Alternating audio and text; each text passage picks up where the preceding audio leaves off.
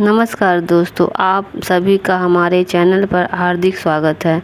आज हम सुनेंगे वट सावित्री व्रत की पवित्र और प्रेरणादायक कथा। यह कथा नारी की अटूट निष्ठा, प्रेम, समर्पण और दृढ़ संकल्प का अद्भुत उदाहरण मानी जाती है। मान्यता है कि माता सावित्री ने अपनी पतिव्रता शक्ति के बल पर स्वयं यमराज से अपने पति के प्राण वापस प्राप्त किए थे।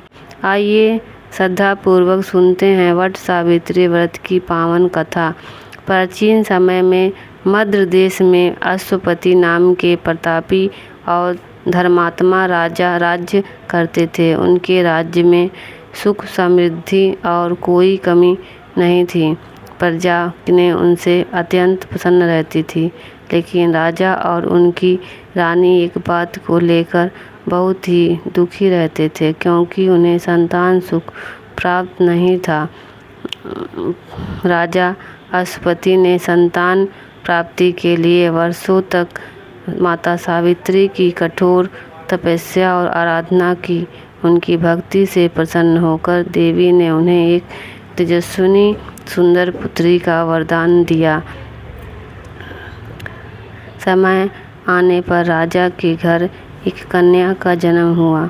उनका नाम सावित्री रखा गया। सावित्री बचपन से ही अत्यंत सुंदर, बुद्धिमान, विनम्र और धर्मपरायण थी। उनका तेज इतना अद्भुत था कि लोग उन्हें देवी का अंश मानते थे। जब सावित्री विवाह योग्य हुई तब राजा अश्वपति ने उनके लिए योग्य वर की खोज आरंभ की, लेकिन कोई भी राजकुमार उन्हें उपयुक्त नहीं लगा। तब राजा ने सावित्री को स्वयं अपना जीवन साथी चुनने की अनुमति दे दी।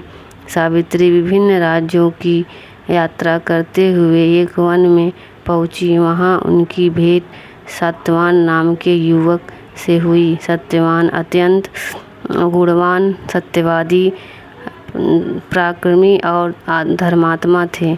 सावित्री ने उन्हें देखते ही मन अपने पति के रूप में स्वीकार कर लिया। जब सावित्री वापस महल लौटी तो उन्हें अपने पिता को अपने निर्णय के बारे में बताया। उसी समय देव ऋषि नारद वहां उपस्थित थे। नारद जी ने कहा कि सत्यवान सभी गुणों से युक्त हैं, लेकिन उनकी आयु बहुत कम है और 1 वर्ष के भीतर उनकी मृत्यु निश्चित है। यह सुनकर राजा अश्वपति चिंतित हो गए। उन्हें सावित्री को समझाया कि वह किसी अन्य युवक को पति के रूप में चुन लें, लेकिन सावित्री अपने निर्णय पर अडिग रहीं। उन्होंने कहा कि एक बार जिसे पति के रूप में स्वीकार कर लिया, उन्हें जीवन भर नहीं बदला जा सकता है। सावित्री की दृढ़ता देखकर राजा ने उनका विवाह सत्यवान के साथ कर दिया। विवाह के बाद सावित्री अपने पति और सास ससुर के साथ वन में रहने लगी। वह पूरे मन से अपने परिवार की सेवा करती थी। समय बीतता गया और वह दिन भी निकट आने लगा जिसका भविष्यवाणी नारद जी ने की थी। सावित्री को अपने पति की मृत्यु का समय स्मरण था, इसलिए उन्होंने मन ही मन भगवान का स्मरण करना आरंभ कर दिया और अपने संकल्प को मजबूत बना लिया। जिस दिन सत्यवान की आयु पूरी होने वाली थी, उसी दिन सत्यवान लकड़ी काटने के लिए वन में गए। सावित्री भी उनके साथ चली गई। वन में काम करते समय अचानक सत्यवान के सिर में तेज पीड़ा होने लगी। उन्होंने सावित्री से कहा कि उन्हें बहुत कमजोरी महसूस हो रही है। सावित्री ने भी उन्हें अपने गोद में सिर रखकर आराम करने के लिए कहा। कुछ ही क्षणों बाद सत्यवान के प्राण निकल गए। उसी समय यमराज वहां प्रकट हुए और सत्यवान के प्राण लेकर दक्षिण दिशा की ओर चल पड़े। सावित्री भी उनके पीछे पीछे चलने लगी।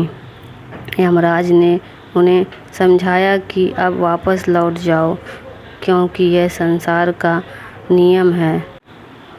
लेकिन सावित्री ने विनम्रता से कहा कि जहां उनके प्रति जाएंगे, वहां तक उनका धर्म भी उनके साथ जाएगा। सावित्री की मधुर वाणी और अटूट निष्ठा से यमराज अत्यंत प्रसन्न हुए। उन्होंने सावित्री को एक वरदान मांगने के लिए कहा, लेकिन सत्यवान का जीवन मांगने की अनुमति नहीं दी। सावित्री ने अपने अंधे सास ससुर की आँखों की रोशनी लौटाने का वरदान मांगा। यमराज ने तुरंत वह वरदान प्रदान कर दिया। इसके बाद भी सावित्री यमराज के पीछे चलती रहीं। यमराज ने दूसरा वरदान दिया। इस बार सावित्री ने अपने ससुर का खोया हुआ राज्य वापस मिलने का वरदान मांगा। यमराज ने यह वरदान भी दे दिया। फिर भी सावित्री उनके पीछे चलती रहीं। यमराज ने तीसरा वरदान मांगने को कहा। सावित्री ने अपने पिता राजा अश्वपति के लिए 100 पुत्रों का वरदान मांग लिया। यमराज ने यह वरदान भी प्रदान कर दिया। सावित्री की बुद्धिमत्ता और धर्मनिष्ठा देखकर यमराज अत्यंत प्रभावित हो चुके थे। उन्होंने चौथा वरदान मांगने के लिए कहा। तब सावित्री ने कहा कि उन्हें सत्यवान से उत्पन्न 100 पुत्रों की माता बनने का आशीर्वाद प्रदान किया जाए। यमराज ने प्रसन्न होकर यह वरदान भी दे दिया। कुछ दूर जाने के बाद यमराज को अपनी भूल का एहसास हुआ। यदि सावित्री को सत्यवान से पुत्र प्राप्त होना है तो सत्यवान का जीवन होना आवश्यक है।